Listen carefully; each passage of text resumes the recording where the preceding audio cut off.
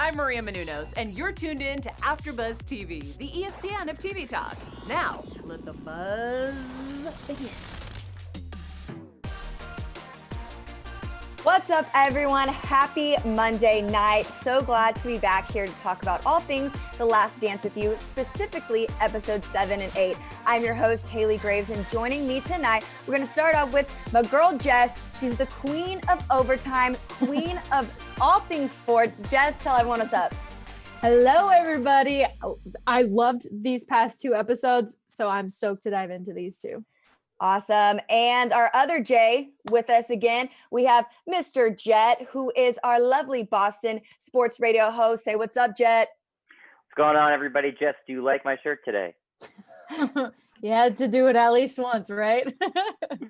I mean, he had to. Come on, he's been repping the show every week. Let's give it. Yeah. And you guys, as you can see, we have a wonderful special guest. Joining us is Suzi Grguich, who is an amazing NBA fashion reporter. You should go check her out. At the end of the show, we'll plug her socials so you can see all of her amazing interviews that she's consistently doing with current NBA stars as well as up-and-coming ones. Suzi's dad also was a coach of the Supersonics in the 1996 run that we will talk about later this evening. So before we get started, Suzi, doing what she does best, is going to give us her top 5 best outfits so far from this series of the Chicago Bulls. After that, we're going to dive right into the show, talking a lot about Jordan and his father's relationship. We'll talk about, of course, his retirement and then the comeback. Lastly, we'll have Jess's special segment of doing the GOAT's quotes and some news and gossip from Mr. Jet. So with that, Suzi, take it away. What are the top 5 outfits of this show so far?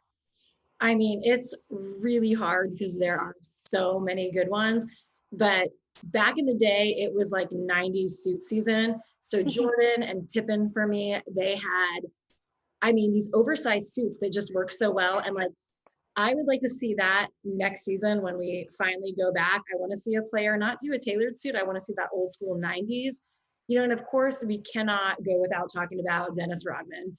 He was so far ahead of his time, it was shocking. And now it's interesting because Kuzma did his hair, he dyed it.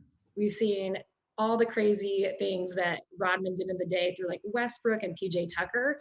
So it's interesting to me that he was so ahead of the curve. And now these guys, there's not that wow factor anymore that Rodman brought to the game.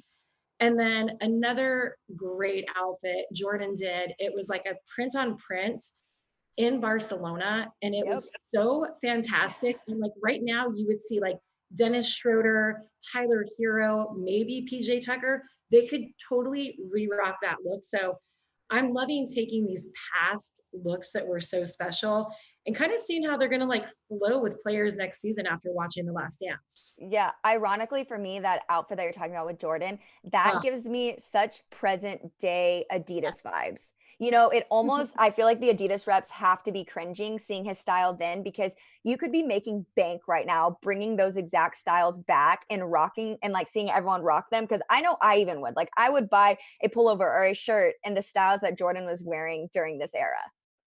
Yeah. Suzi, sorry, go ahead. Who do you think could pull off the oversized suit the best in the league right now?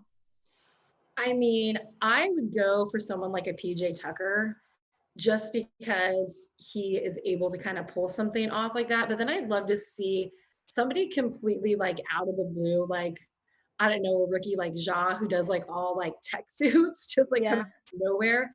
But I think some of the older players that are more like veteran, I think you need a bigger, longer body type to pull that off. So if you're, a guard or you're under 6'2", it's going to be harder to do it. Mm-hmm. I no joke bought a Kangol in 1998 because of Michael Jordan. I thought I could pull it off.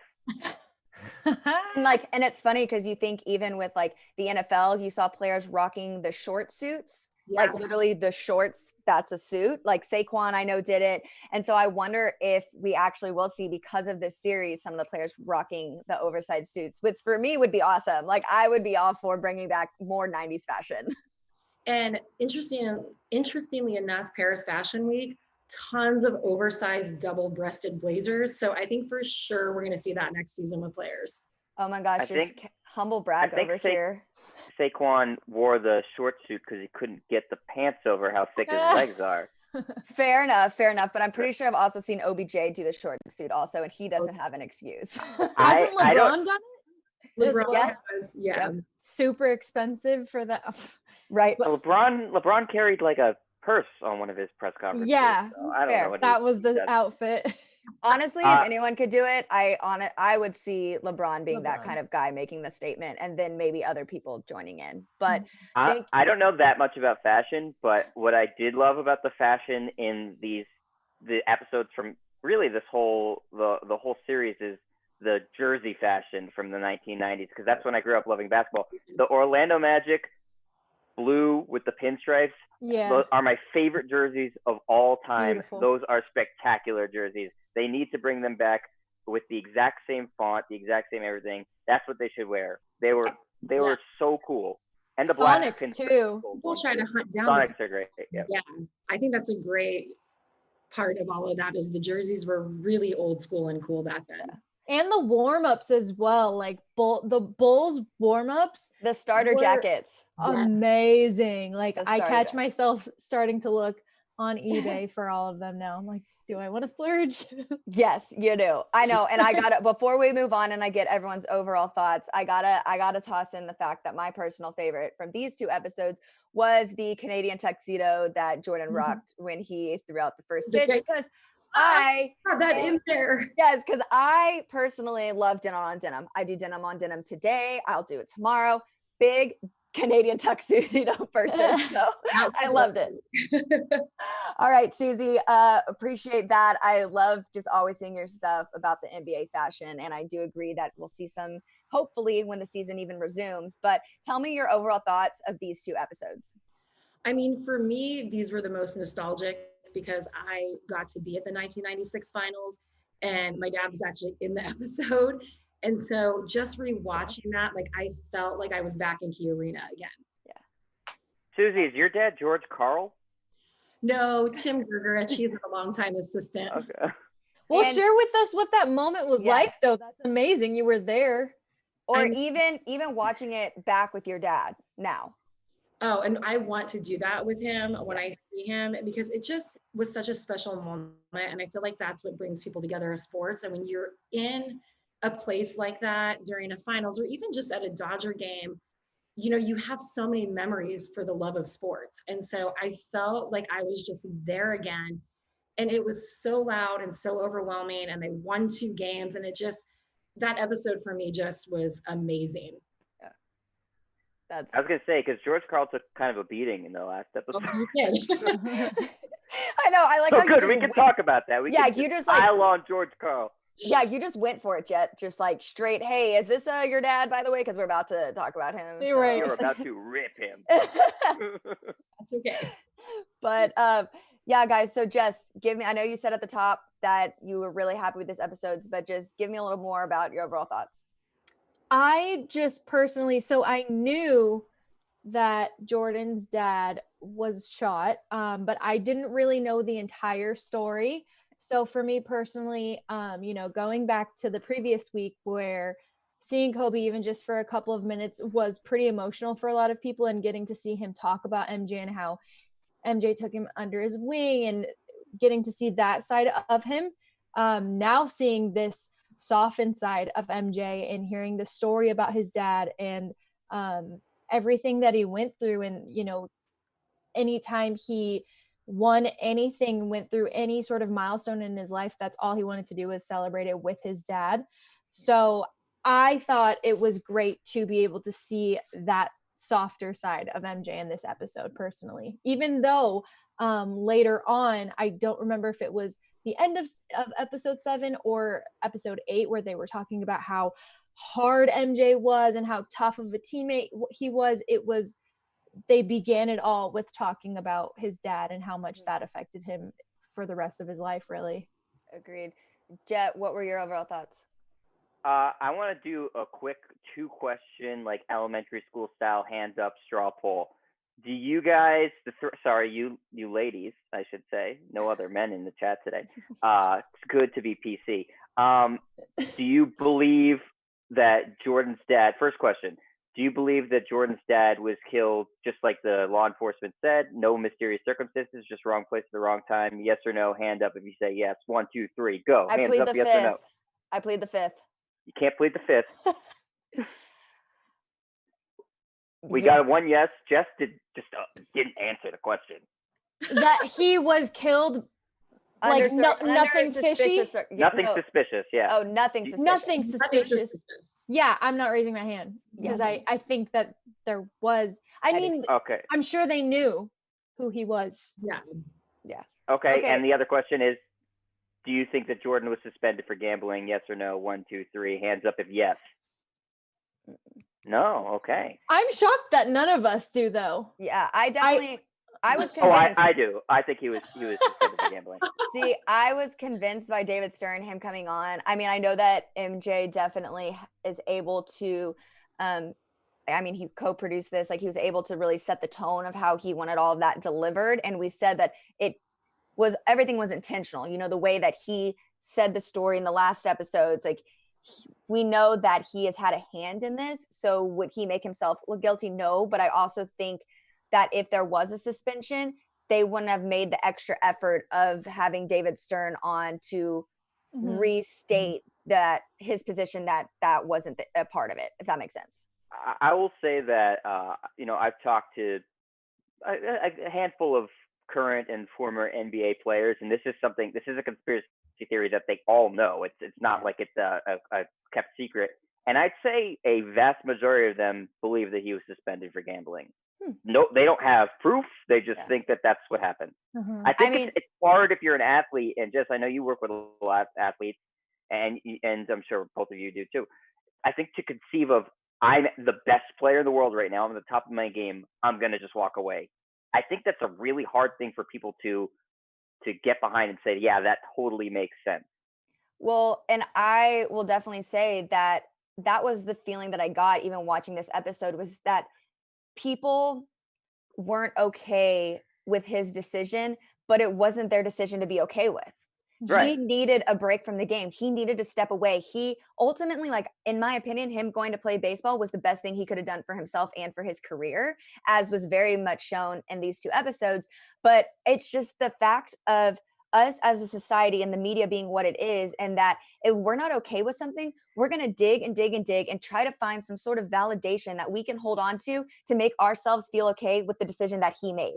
You know, I think it just even further showed and emphasized the magnitude of people putting their lives like in, or like, I guess putting Jordan in their own lives, you know, like by him saying he was going to retire, like that took away a lot of people's happiness. That took a lot of people's joy away, and they just weren't okay with it. So I think everyone was just grasping at whatever they could to try and put a reason behind it when there wasn't a reason to be put. He was just simply fed up and done. On the opposite side of that, they did the same thing with his dad passing away and then bringing up the gambling once again, saying that could have had something to do with it. I thought that was just, why would you ever even say, I just never understand. That. Yeah. I never understand why people have to do something along those lines. No, go ahead, Suzi.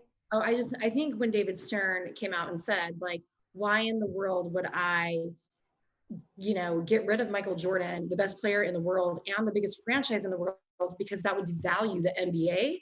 And I look at it in today's world as well, because it is a business. It makes money. So when he said that, it kind of like sold me that he didn't suspend him, because why the heck would you get rid of your biggest moneymaker?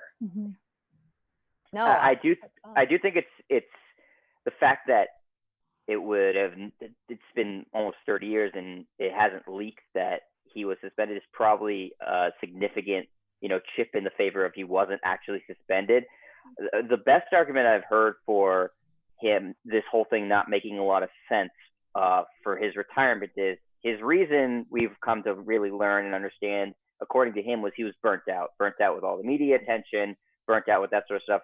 So then why, instead of retiring, walking away, he could have bought a private island or just, done something. Why pursue another professional sport where where media and fans are going to be around you 24/7. Like they said, they had to put him in AA, which isn't where you normally would start, because they literally had no other place to put him because of the media request. So, and I'm not saying that that proves he was suspended, but I think that it's fair to say, well, maybe you being burnt out wasn't the full explanation for why you walked away. Otherwise, why are you pursuing another professional sport with everything that comes with it? Fans, media, 24/7 coverage on TV. I mean, I don't know if any of you guys remember, all of his AA baseball games were on TV. They were on TV all the time. I think I will say, and it might just be because they did a damn good job of making the viewer take this opinion in these 2 episodes. But for me, I also saw a lot of the fact that he was still grieving. He was just trying to Michael, it seemed that basketball was the culprit of all of this negative attention. If it wasn't for him going to Atlanta City the night of a basketball game, that wouldn't have initially, been the snowball that initially started rolling down the hill that created all of this. It just seemed like he felt and he associated everything negative going on in his life to basketball. And so the fact of his father's death, he needed to somehow still hold on to his father at the same time. And baseball is what did that. He said it, that his father is the one who introduced him to baseball. He played baseball till he was 17 years old, that he told his father that he would go and play baseball. And to me, that was just a way of him to get through the grieving process. And like how he said, he learned from his father to turn something negative into something positive. Well, in this situation, the negative thing was basketball. So the only thing he could do was honor his father and go play baseball. And to me, that's more of what it seemed to be about, on top of just the burnt out feeling that he had with basketball. I would have liked to have heard from someone like Magic in this episode, considering how heavily involved with baseball he also is and was. And also, I just thought it was so dumb on MLB's part that they allowed their athletes to be so miserable that they went on a strike during this time, because they could have kept MJ around, and that would have, like you said, for the NBA, it's a business. The MLB, it's a business. If you would have kept MJ around, regardless of him hitting 202, like, he would have completely helped how the MLB was doing. Yeah. So dumb to me. And not even dumb on the MLB's part, but dumb on the MLB writers' part. Oh my gosh, and I would love your perspective, Jet, on this, like, because they didn't even want him in MLB. The fact that SI put out a cover that said that he was embarrassing the game of baseball. Do you even think about the ramifications of what you're doing? Because they said, like, he's never taken an interview with SI ever since. And he didn't even do an interview for that one. Like, he just had a grudge, and we know how badly those turn out for people. Yeah, well, baseball writers tend to be from the older generation for the most part, and our baseball to a lot of people is considered, the most sacred game, and anything that, even amongst baseball players, there's so many unwritten rules in baseball amongst the players in terms of respecting the game. You can't walk across the mound, you can't stare down a pitcher, you can't flip your bat, all stuff that's perfectly legal to do. Nothing in the rule book says you can't do it, but it's like the culture of baseball. And so when I think baseball writers or even some players look at something as a potential circus or a sideshow that would besmirch their beloved sport, it really creates a lot of anger and ire. And I think you saw that with Jordan. And I, for the most part, I've loved every bit of this documentary.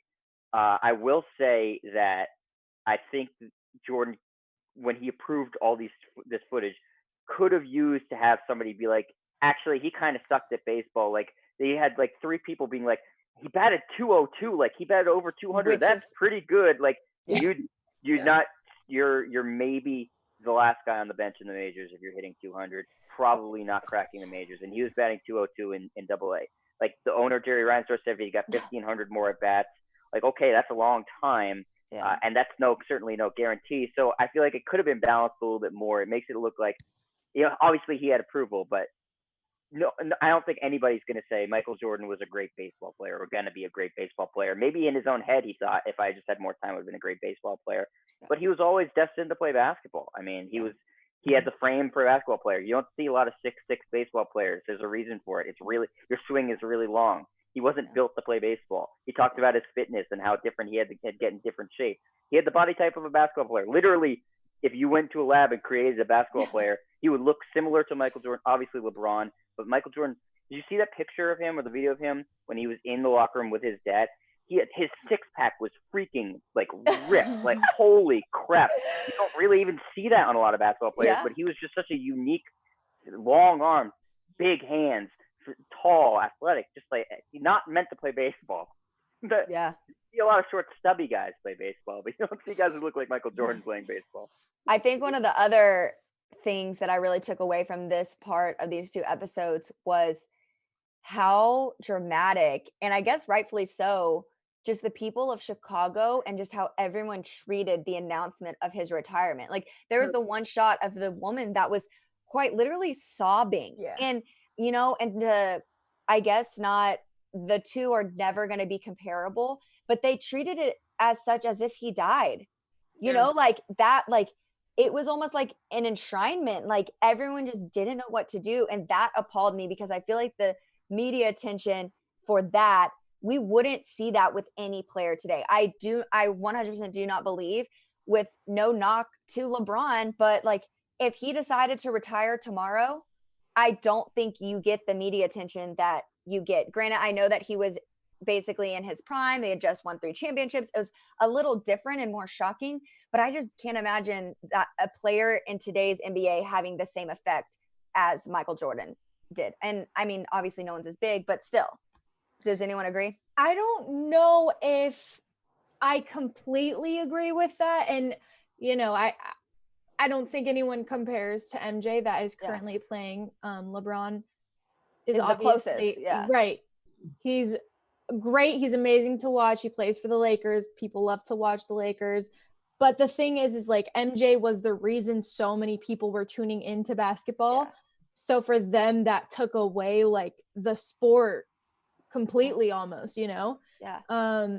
So I think if like LeBron was to quit tomorrow, it would be a huge deal. I don't know if they would react exactly the way they did back then, just because that was so iconic. Like it was MJ. He was compared to God at the time. Like, and I mean, big deal. I mean, unfortunately, the saddest part of it is the only thing I feel like we have to compare to what that was like for people back then is honestly Kobe's death. Because we saw what he meant to the city of Los Angeles in the same way that MJ meant to the city of Chicago, and those people truly treated his retirement like he was dying or like he passed away. And that go ahead. Look at Chicago. You can call it, instead of like BC, you could call it Jordan, before Jordan. I was going to say BJ. That doesn't work. But they were a lame duck franchise, no success, and then this guy comes and he brings a sense of city pride, city relevance to the franchise. Bulls gear is the best-selling gear in the NBA. Everybody has the Jordan shoes. Everybody is rocking the red and black stuff all the time, and then he suddenly leaves, and it's like, well, we suck again. We're back to the point where we were, where we didn't care at all. That's what I was gonna say. We didn't care. A good little Adam Sandler Waterboy reference. Yes. So I think, you know, that's a big part of it. And it's obviously, as we'll find out, he didn't play his entire career in Chicago, but until that point, he was a Bulls lifer. Kobe was obviously a Lakers lifer. Yeah. LeBron is sort of a nomad, doesn't really have a home. And also, you know, I remember talking to my dad when Jordan retired the first time and saying, well, you know, who's going to take over? Like, who's going to be the guy in basketball? And there were plenty of really good players, but there was nobody who had like that sort of star power. Jordan just so eclipsed them. The NBA right now, in my mind, is in the best shape it's ever been because there's so many stars. Almost every team has a star. Yeah. It's so spread out. There's no, you know, when Jordan retired the first time, it was like, well, who's the next guy? Is it going to be Penny Hardaway? Is it Shaq? Big guys aren't really marketable. Obviously, Shaq became pretty marketable. Shaq's different. No one knew at the time, though. They'd never, I mean, you had great centers. None of them had sold anything. And so I think there was this huge void when Jordan left. And so there was like kind of a sense of, well, where's the NBA go from here? When we had Bird and Magic, we knew Jordan was the heir apparent. He already passed them while they were playing. And then Jordan sort of left. He was the best player. There wasn't really a close second.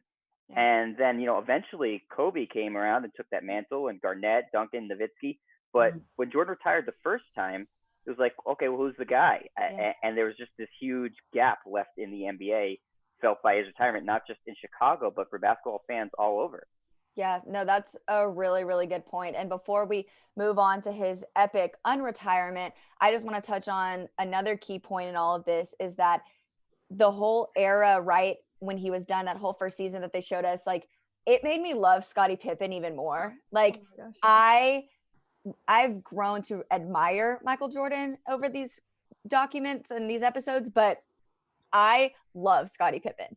And I thought it was really, really cool for them to kind of give him, just a hat tip for what he did with that team in that season right after, how he talked about like basketball goes on and we beat teams by committee. And it just gave me such good feels, but I'm curious as to why do y'all think that they ended up including, the scene of him deciding to take the bench, and it's kind of the thing that like they were really hyping him up, and they've been really praising Scottie Pippen throughout all of this, but they had to bring up the blemish. And it's just interesting to me. I'm like, did Michael intentionally want to put that in there because he didn't want there to be any, like, I guess, character comparisons or make him look like bad cop and Scottie was always good cop, or like, I don't know. I just thought it was interesting that they were just hyping him. And then it was like, oh, wait, but we can't forget he actually sat on the bench and left his team to dry.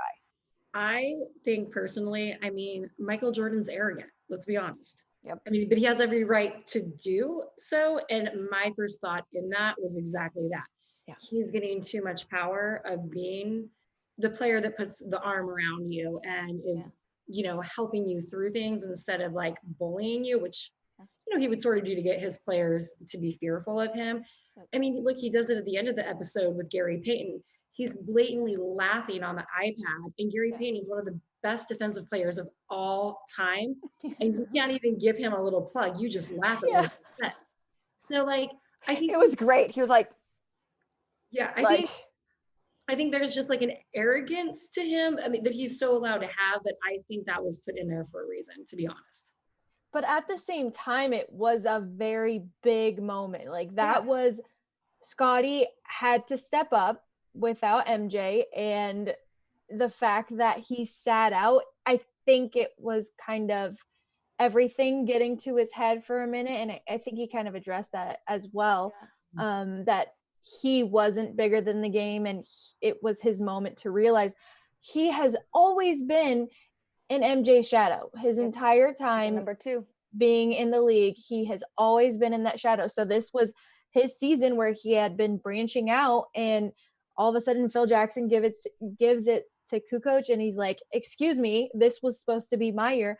But I think the way he finished it off and apologized, and they're all crying to each other, and it took one game for him to snap out of it. And I think that's way bigger than the action itself, which I don't agree with the way they said, Scottie Pippen's going to have to live with this for the rest of his life. He never should have done blemish. That. It's like everybody makes a mistake, especially athletes. Whether it's a tweet, whether it's one game, whatever, everyone has done it. I don't think it needs to be as big of a deal as they made it. I think maybe he did have something to do with it. Do we think, oh, sorry, I just kicked my thing. Zoom. Do we think that in addition to it potentially kind of having some underlying tones from Jordan, but I also feel like it, had that not have happened, it also showed how different their leadership styles were. And I feel like it was almost to the extent that producers of The Last Dance really wanted to push us over the edge to understand the lengths at which Jordan's leadership styles was so almost gruesome and vicious in a way, because yes, Scottie did this, and yes, it was a blemish on his record, but still the fact that he was able to apologize to his teammates, the fact that they cried, the fact that all of those things happened showed how much still that team, the closeness of that team and how much they cared for one another. Whereas then on the flip side, we're getting snippets of players throughout this episode talking about how scary it was playing Michael Jordan. You know, like even last night, Isaiah Thomas, not the one from the series, the current Isaiah Thomas, was tweeting like how crazy it was to think that players almost stepped on the court with an I'm going to lose mentality simply because they were afraid of Jordan and they were scared of him. Like he made up a story in his own mind just to give himself fuel to play. Like that was crazy. Yeah. And Yeah. like, and I think, and the other thing that led me to believe this even further, and I think the producers had a lot to do with it, was because ESPN put out a clip with the main producer of the show. His name is escaping me. I feel horrible right now, but he said and it's on ESPN's Twitter, but he mentioned that while they were filming this and when Jordan got emotional, that there's two things that gets Jordan emotional. It's talking about his family and talking about the passion in which he plays the game. Mhm. And we saw that at the end, and he went on to describe that while they were filming, Jordan would put a finger up if he needed to take a break. And in this moment, Jordan allowed himself to get emotional, and the producer knew right away that that scene was going to be so powerful. And that quote that he said, you know, at the end about winning having a price, leadership having a price, like that couldn't have been a more better, wow, words are hard, just a well-produced segment right there. You know what I mean? Like just the shots that they were choosing to show the fact that everyone got to win along with Jordan, that it was all worth it, that everything he was doing was to make the people around him better. And it was powerful. Like I can't say anything else other than how powerful that ending scene was. And do you agree, Jet, that by having the Scottie Pippen comparisons that made the moment more powerful?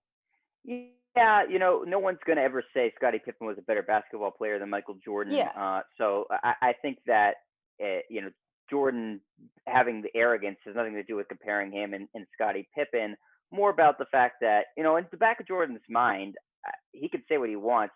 There's no way he was actually rooting for the Bulls to win when he wasn't there, because that's just how these guys think. They don't want to see a team succeed without them. They want to be the most important piece. That's the thing. But the difference is between the two guys, and I think they highlighted it, is there's two real cardinal rules when you're playing team sports. Always try your hardest, and no one's bigger than the game. And Scottie Pippen broke both of those in a single game. If I was his teammate, I would have never forgiven him for that. If I was a coach of the team, I would have traded him the next season, the GM. I just think that is completely unacceptable. Now, I have never been at the level to be nearly as good as even the guy who wipes the sweat off of Scottie Pippen's forehead. So I can't put myself in that position. I can just talk about how I've done it, coaching in rec sports in high school, playing in high school. But I remember that at the time. This brought it all back to me as, someone who does this now professionally, analyzes sports. And it changed my opinion on Scottie Pippen a lot. I still think he's one of the greatest players of all time. I still think that he is a phenomenal talent, but I think that to quit on your team in a playoff game at the last second because you weren't going to get the ball, that is breaking one of the cardinal sins of being a good teammate. What did you think then because I thought another powerful piece was when we had present day Scottie Pippen say, I wouldn't change a thing. Yeah, I thought that was ridiculous. I thought that was ridiculous. I mean, I don't know how you wouldn't change. You still, unless he says I wouldn't change a thing, and then he followed it up because we won the game. That would have been a good answer. But I don't think he's saying that. I think he's just saying, and it turned out, right, it was sort of a pattern of behavior with Scottie Pippen, because years later we find out, okay, he had the obviously surgery at the beginning of the season. So because he was pissed about his contract, demanded a trade in the middle of the season. So this is a personality fault with Scottie Pippen. Again, doesn't take away from how great of a player he was. No one can debate that. The numbers, the championships, that all speaks for itself. But when you look at the mentality, he didn't have that same thing that Michael Jordan had to be able to not necessarily put your ego aside, but say, I'm going to do whatever it takes to win this game. I don't care if I have to alienate every single person around me. I am going to win. Scottie Pippen, I think, was more, I'm going to make sure I put myself in the best position possible and take care of myself. That doesn't necessarily make him a selfish person. That just means his mindset on the court was different. And Jordan, maybe there's like a handful of people who've ever played sports who have the same mindset as Jordan. I can only think of a few. I mean, Kobe's one of them, and he's Jordan right below him. So I don't think anybody had that exact mindset as Jordan, especially not the amount of success that translated to that mindset. I mean, you have to really be willing to not give a shit about what other people think about you. And clearly we saw that he did not care what any of his teammates, coaches thought about him. I mean, he punched people in practice. Yeah, I thought one of the most powerful lines still was that he said, like, once you joined the team, you had to play at a certain standard in which I played the game. He was never going to come down to anyone else's level. You had to play up to his. And some of his techniques could have been probably a little different, but he just knew how to get under people's skin, unlike anyone else, and that's one of the things we keep touching on, is just his mentality and the ferocity in which he played the game and honestly lived his life, and one of those things was the most epic decision that I think he's had thus far was his unretirement press release. And just that, I'm sorry, but that alone deserves him to be dubbed the GOAT, because no one else can get away with simply submitting a press release that says, I'm back.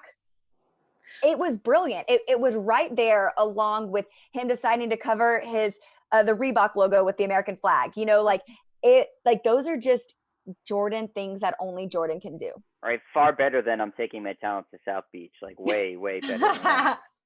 Facts. David Falk is like, so I tried 4 different versions. And Yeah. Why don't you try? Why don't you write it down? Like, I'm back. I got it. What do you have to say? All you got to say. And one other thing to finish off that sentence that you said, Haley, was when he was saying, if you guys don't play at my standard, or basically wanting his teammates to play at his standard, he also said that he never asked anyone to do something that he wouldn't do himself. Yep. And that's one thing that I love about him, because that's the biggest difference between a boss and a leader, like they always say, because a leader leads by, by like showing them what to do, you know what I mean?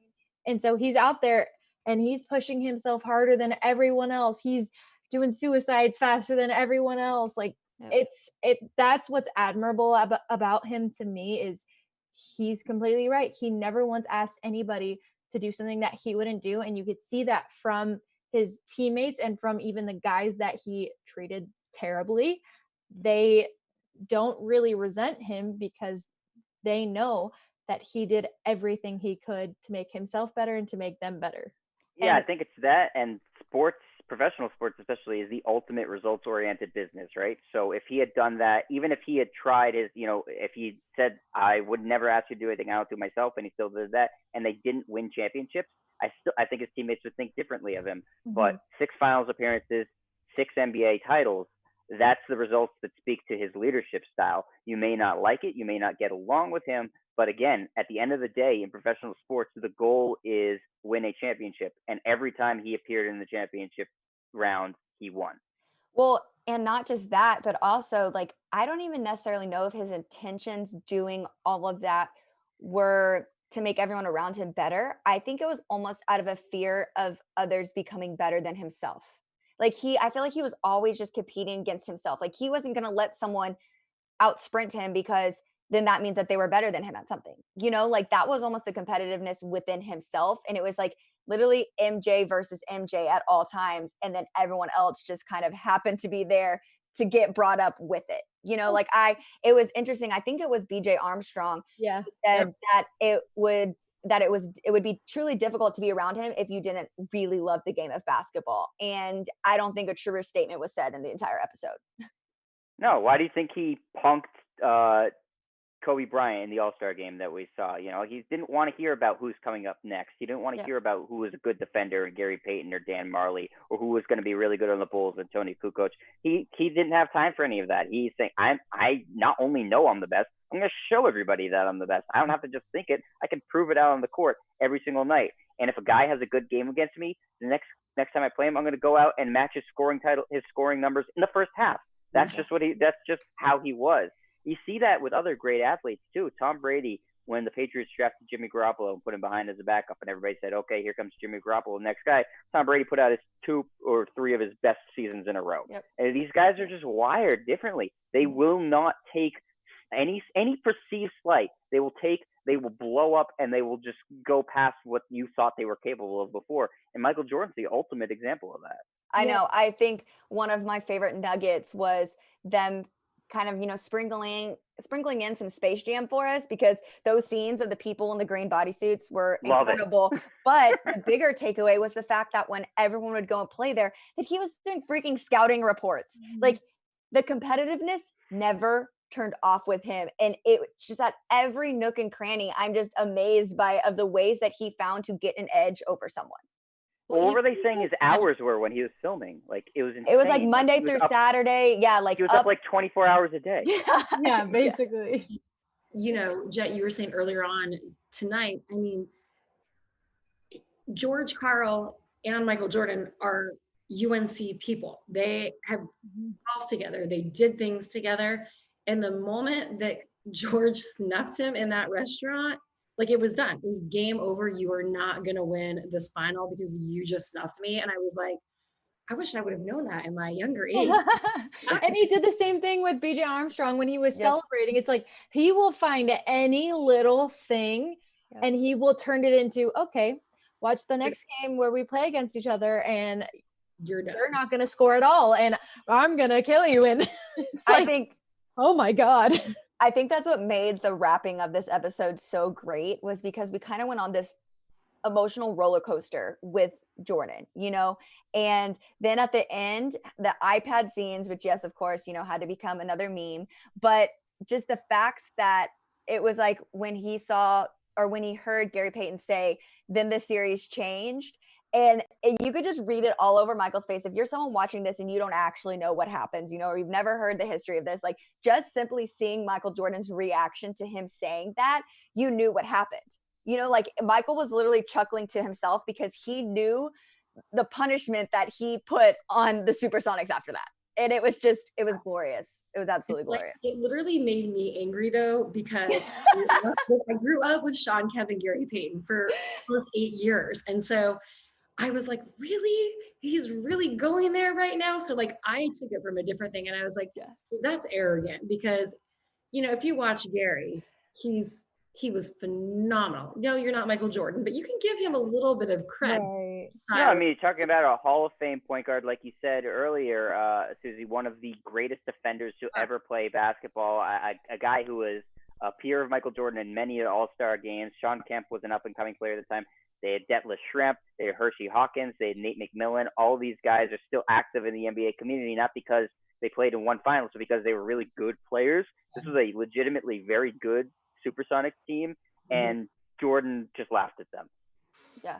I mean that because he knew he's just, listen, Gary Payton can still be great, and he can still be stratospheres away from how good Michael Jordan was. And that's how Jordan feels about it. And I think that's what his giggle was about. Like, I think it was just him just acknowledging the fact that, hey, I knew the result of this. I still know the result of this. And it's just funny that he honestly thought he had a shot, you know, and that's where I thought his laughter came from. Last little quick tidbit that I found super emotional was obviously the scenes at the end where he was talking about his dad and how we actually heard the sobs. And I learned through Twitter that this was actually the first time that anyone heard the sobs. You know, you've seen the pictures back then. They probably did have news coverage of that moment, but to hear him, like, I mean, he was like hard crying. And that was just, it was kind of hard to watch because it was so emotional and so raw. To win Game 6 on Father's Day. Yep. To normally run straight to your dad's arms, basically, and spend every milestone moment, like I said, with his dad, and for that to be his first time without his dad on Father's Day of all days. I don't know if anyone can ever imagine what that feels like, but you could see it, and he didn't care if anyone was there. He just wanted to be with his dad. Yeah, I thought it was just it was just so special, you know, and the fact that that was captured and we were able to see that and it was shared with us, it's one of those things that you won't forget from this document, you know, and from this series. So anyone else have anything that scene made them feel? Jet, I see you kind of pondering over there. You know, I think that it was important for Michael Jordan to put across in this documentary how his relationship with his father molded him, and I think he knows that everybody knows he's one of the greatest athletes to ever play organized sport, and a lot of people consider him the greatest athlete to ever play organized sport. But I think that you've seen in this documentary how important it is for him to let people know that his father's legacy was a big piece of what made him who he was, and that maybe at the page we don't know about Michael Jordan and would never know without Michael Jordan would be that his father really, his relationship with his dad pushed him to be great, and that he said earlier in the series, you know, no Scottie Pippen, no Michael Jordan, but I think his message to people, maybe not saying it directly, is no dad, no Michael Jordan, not from a biological standpoint, but from the support and advice he gave him. I think that MJ looks at himself very much as a product of his father, which sort of conflicts a little bit with a guy who I think we can all admit has a big ego. To give somebody like that so much credit, obviously he worked hard, but I think he looks at it and says, if I didn't have my dad, there's no way I would have achieved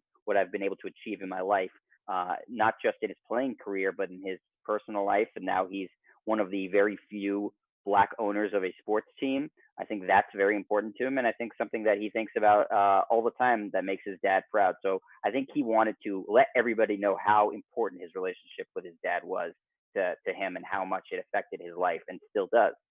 Absolutely. And I mean, with that, Jess, go ahead and segue us into our special segment, which is the GOAT's quotes. You guys, all I have is 2 words. I'm back. Perfect. Hey, I will take that. I mean, we talked about so many good quotes that he said throughout this entire episode. I could imagine it would be hard to decide. And Jet, quickly, some news and gossip before we wrap and say goodbye. Well, I told you I wanted to include the way to go, Craig, in some way or shape or form in this show.